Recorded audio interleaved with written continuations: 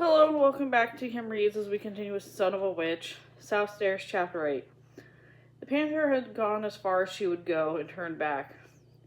Now the canopy of oak hair limbs formed over their heads. In the short time they had been away from the Maunt, however, the wind had scoured the trees of their last leaves.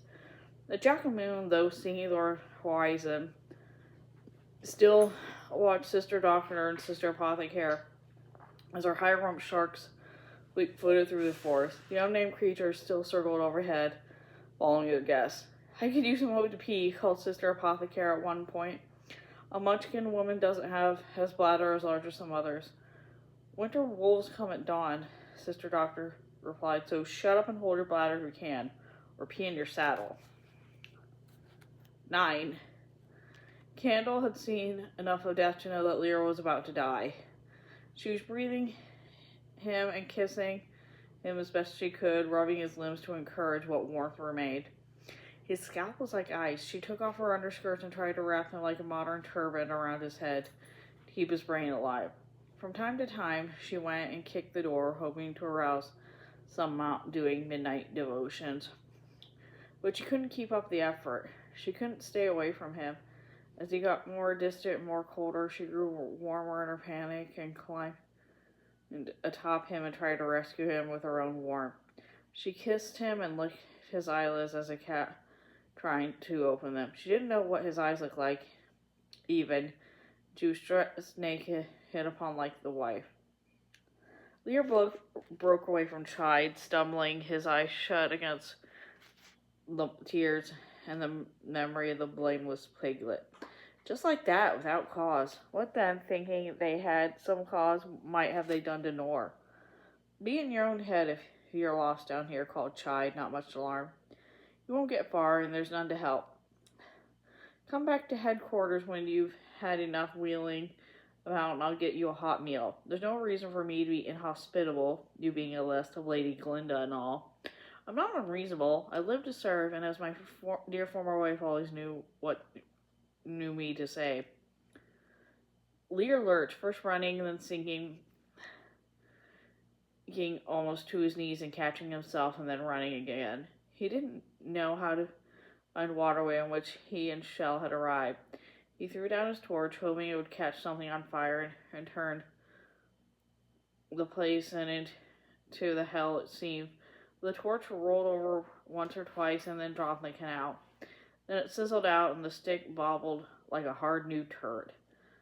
The dark was less intense, though, than he'd reckoned, and in a moment he thought to look around. He was in a small square of faceless buildings, just a few bolted doors, possibly a warehouse district. It was empty of pedestrians and fairly quiet, as this place went, and about him was a scattered of starry deep. His only thought was that there was nothing left, nothing to live for, nothing to wait for, nothing to remember. The stars were cold, and he couldn't leap to grasp them, to pass over fist over their lofty networks of knobs, arrive someplace new, and if not safe, at least less heinous. They were merely mocked, as stars were created to do. He hugged himself, for here the wind swept in without interference. He pulled the cape like a blanket about him and clutched the broom as if it were the piglet, and he could not will it back to life. His tears came hot and desperate, the only warmth in the universe. The broom twitched once or twice, and he took it out of the satchel. This shook itself slightly, and it seemed firmer in its grasp. The old dusty straws at the back and bound in a bristly fagot for sweeping so long ago were freshened with green. Even in the starry half-light he could see the color. Cattails or grass tips in the seed, something like that. He didn't know what to plant. He threw his leg over the broom, and without thinking he held on tight, and he rode up the draft from hell and into the night. 10.